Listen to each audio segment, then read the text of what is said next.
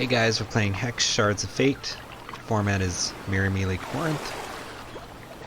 The game is free to play on PC and PS4.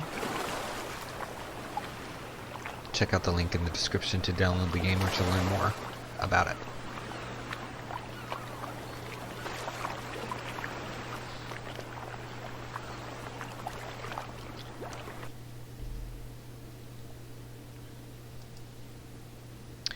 This is an awesome animated sleeve. It's from a different format of Mirror Melee, not Corinth. That format's not available right now. It's called Portal Combat. It's a lot of fun. It should come back at some point.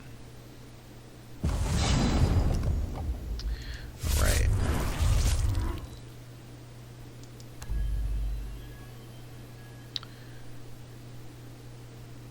This is a decent card. This is okay. I really love this though. Because you can use it as both removal and to buff a troop of yours. And it's 0 cost to play. Who doesn't love a free card?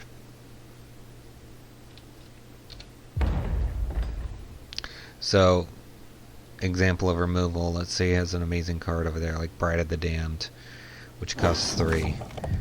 We can make it cost 4 and become something else. Now the odds of out of all the 4 drops that he's going to get something better than Bride of the Damned or you know, something like that are less, right? So it's, yeah, we might have more damage to deal with, but now it's, you know, it's not Bride of the Damned or whatever. It could be anything. Blight Knight. You know, Blight Knight's a 2-drop, so it'd go up to being a 3-drop.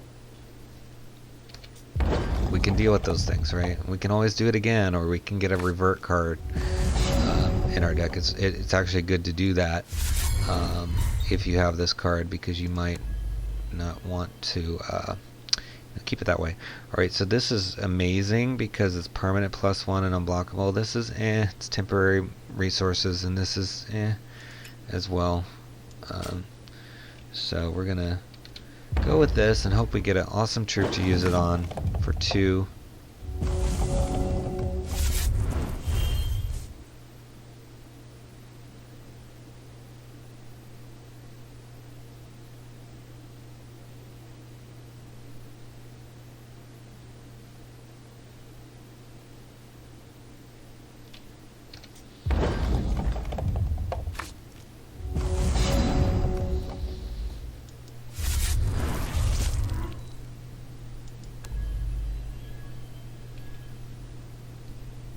So here's a revert card. Now this we could use to produce a number of troops. So I'm going to go ahead and do this just because it will not only create an Abomination 1/1, but it'll create some Dreadlings that we can make unblockable with our Conceal card we got earlier.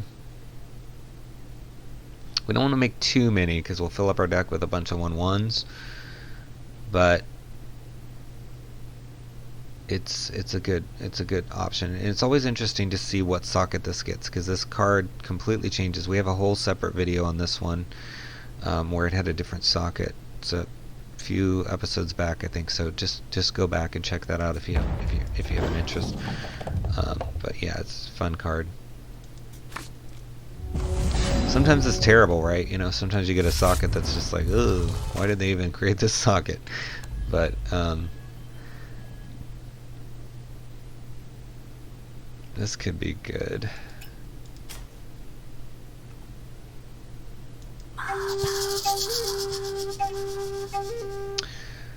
But what we're gonna do is we're gonna go ahead and buff this to a 5. So on turn 4, where we didn't even have 5 resources, we now have a card that costs 5. And it can't block, but hey, that's a lot of damage.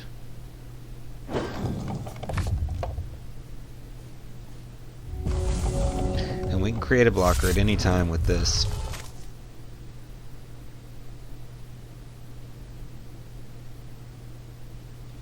And we're kind of hoping for that Conceal to come back, because that 5/5 would become a 6/5 unblockable permanently.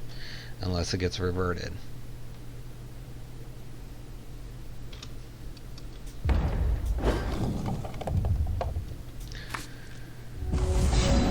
Opponent must be getting good stuff that is expensive. Wow. Also very good, both of these. We're going to go with this since we can play it now. And we think he's getting a bunch of good stuff. There's a chance we'll get to steal some stuff. We might just steal resources, but the Nog Nog was also very good. So he's probably going to be wanting some constant removal. The good news for him is he's playing both Ruby and Wild over there in the thresholds. That's where the constant removal is. I think there might be an oddball constant removal somewhere else, but there's constant removal in those colors.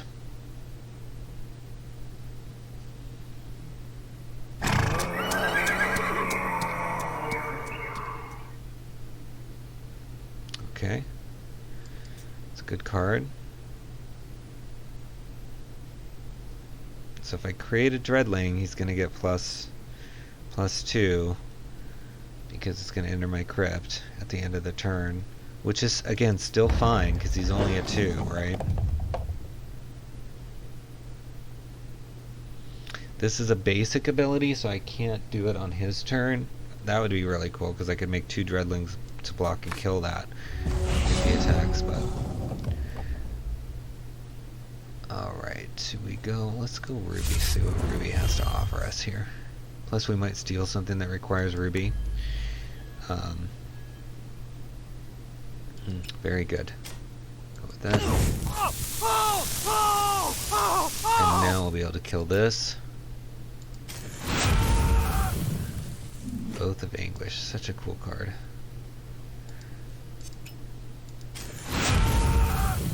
It has a rebirth, so we had to use 2, but we had plenty to do that with. There's an epic move there.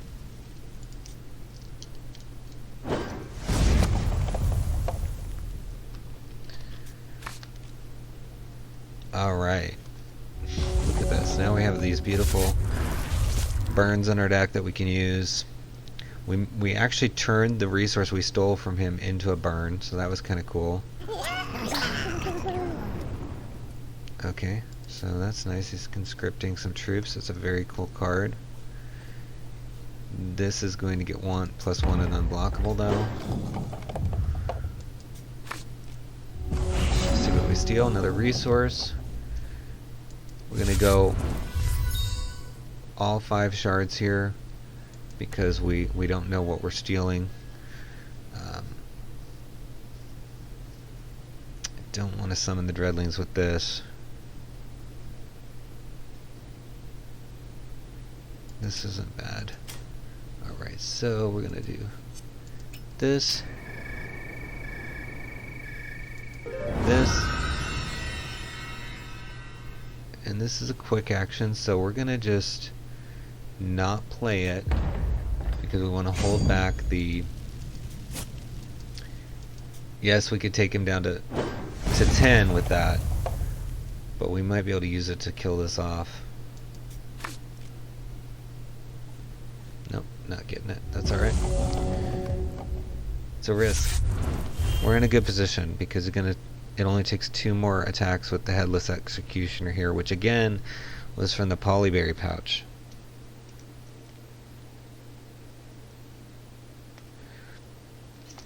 We really haven't even used our Zoras Rectory here. Next turn we can play our whole hand, or at least a resource on all of our cards without spending anything. So we might make some of those with our excess resources. But again, we'll probably hold up 1 or 2 resources just for drawing those quick action burns. But we'll see what we steal. Nice, getting all kinds of deploy and conscript over there. He's got conscript here, basically conscript, create a random troop. But you know what, that's good for us. That's more for us to steal. Let's see what we steal here. And we did. We stole a troop and it has speed, so it's kind of screwed here.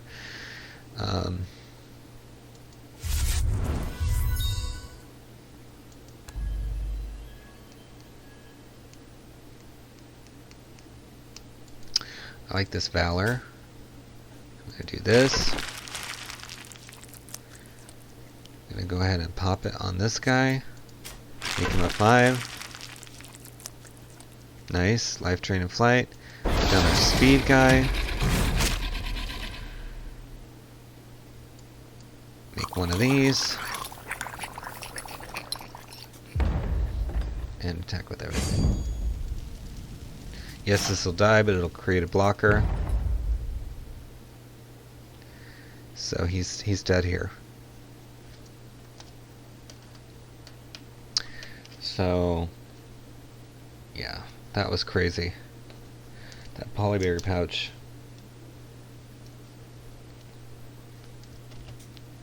Yeah.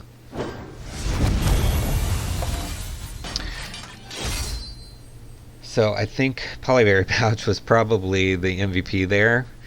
Arguably, you could say, you know, the +1 unblockable, you know, conceal. I think that was Oath of Anguish also helped a lot with those burns, and then you had the Journey into Nightmare stealing that speed troop too. So all kinds of goodness.